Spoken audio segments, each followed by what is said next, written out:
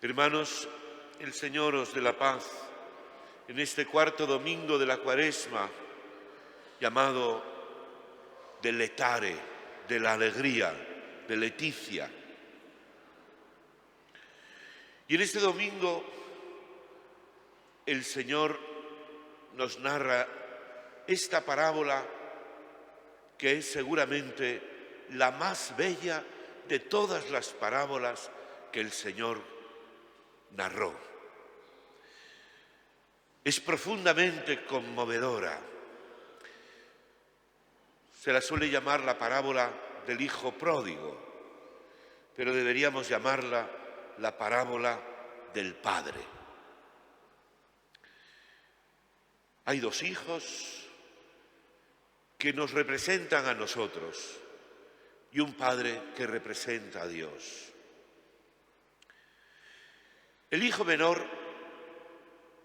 quería buscar una vida distinta de la que llevaba en su casa, en casa de su padre. Ese marcharse, ese alejarse de ese hijo era consecuencia de un alejamiento previo.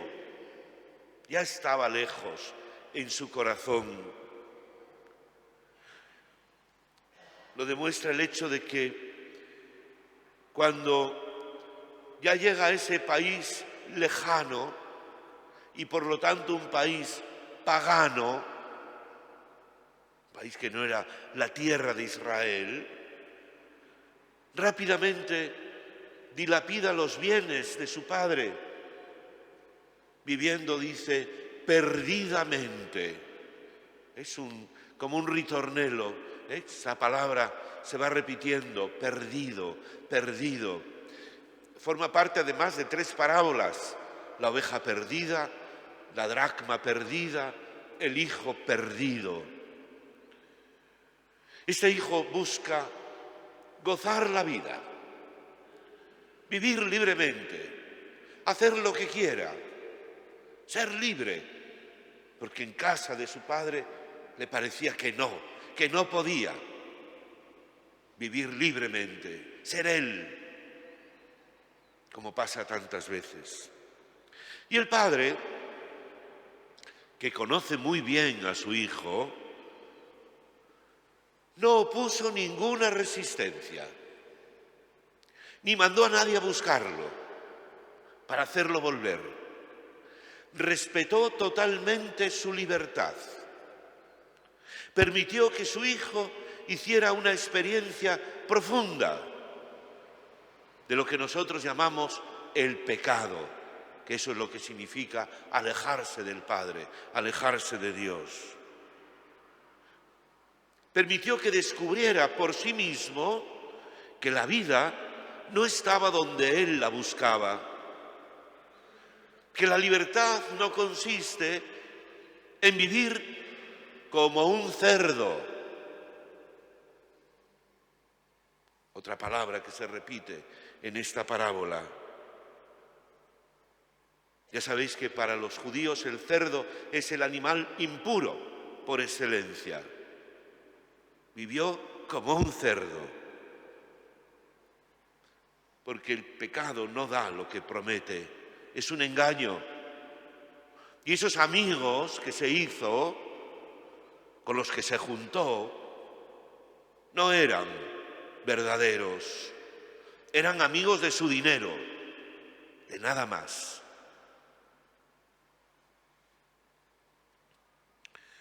Tantas veces el pecado, pecar, aparece al principio como una liberación, como un ser libre. Pero lo primero que experimentamos es el vacío interior, el acíbar, la amargura espiritual.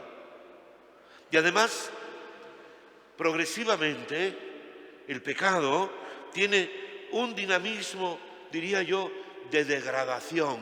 Vamos descendiendo cada vez más bajo y termina ajando la juventud, insensibilizando, endureciendo el corazón. En esta parábola se nos habla del hombre pecador, de esa catástrofe personal, y que además, dice, se ve agravada por una catástrofe natural y social: el hambre, la sequía, la carestía, el paro, la pobreza. El hijo menor quedó reducido a la dependencia del egoísmo de los demás. Quien se aleja de Dios experimenta hambre, sobre todo en el corazón, porque sin Dios no se está bien.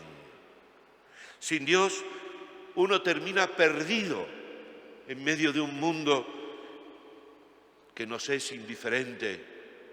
Y además, la mente se oscurece. No discernimos, no pensamos bien. Al final, como dice, terminó viviendo como un cerdo. Vivía entre cerdos, comía como un cerdo, es como un cerdo. Más bajo quiere decir, no se puede caer. Ha llegado a la degradación máxima, a la ruina total de su persona. Lo ha perdido todo, hasta su dignidad.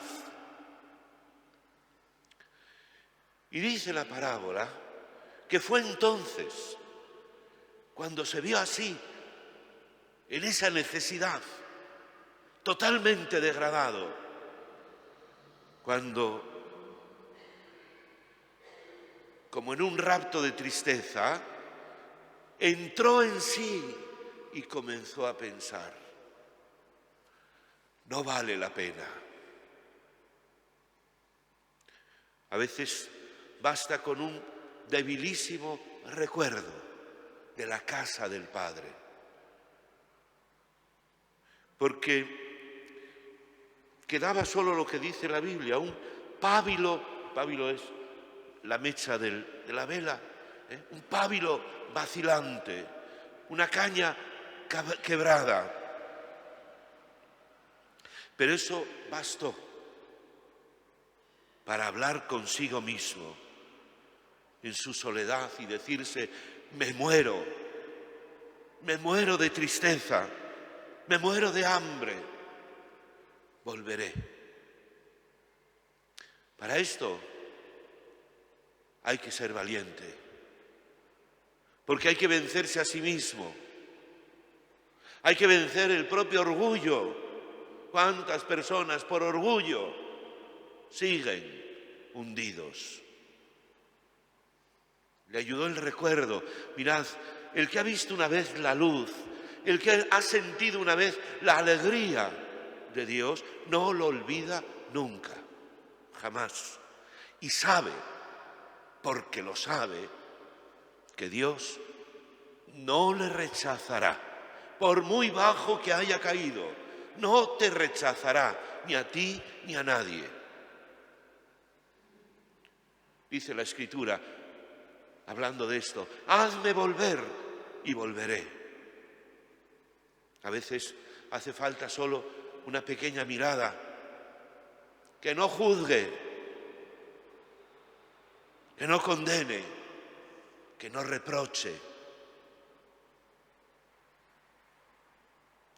Y el hijo menor se levantó y volvió a casa. Volvió. Tuvo que deshacer el camino andado, porque no basta con la conversión. Esto es la conversión interior. Hace falta una conversión exterior. Tiene que deshacer el camino andado. Es un proceso. Nadie cambia de la noche a la mañana, ni por decreto, ni porque te lo digan. Tienes que verlo tú. ¿Cuántos jóvenes les pasa esto? Necesitamos tiempo. Dios nos da el tiempo, la paciencia de Dios. y necesitamos caminar. Dice la parábola que el padre no permanecía en una actitud solemne, como un patriarca judío, esperando a ver. Dice que lo vio venir de lejos y que sus entrañas se conmovieron al verlo, agotado, andrajoso, destrozado por la vida. Y este padre, sin reparar en su dignidad de padre, perdió la compostura, echó a correr, se echó al cuello de su hijo y lo besó y lo abrazó, sin asco a su impureza. Y le evitó la humillación de contar aquella confesión que había preparado: no soy digno. El padre no necesita oírla, le bastaba con verlo. Y por eso dice: ponedle un traje de fiesta, un anillo en su mano, sandalias en los pies. Le devolvió la dignidad de hijo a este que venía de la gran tribulación, que había sufrido tanto, y le hizo la fiesta de un príncipe. Aparece entonces el hijo mayor. Este hijo mayor no estaba porque estaba muy ocupado, cumpliendo fielmente los mandatos de su padre. Es la imagen misma, este hijo mayor, es la imagen misma del fariseo pluscuamperfecto. Todo lo hace bien. Y se indigna. Se indigna contra el padre, porque él siente que hay una injusticia, un agravio comparativo entre su quehacer y el crápula de su hermano. Ese, dice con desprecio, ese hijo tuyo. El hijo mayor no sabe ni quiere saber por qué ha vuelto. Solo ve la injusticia que se hace con él. A mí, dice, nunca, lo repite 2 veces, nunca me has dado ni un cabrito. ¿Cuántas veces hemos pensado lo mismo? Porque mirad, todos llevamos un fariseo dentro, juzgando y condenando. El hijo mayor enumera sus muchos méritos, que nadie puede negar. Están ahí el trabajo, la constancia, la estricta observancia, la perfección. Yo no soy como ese hijo tuyo.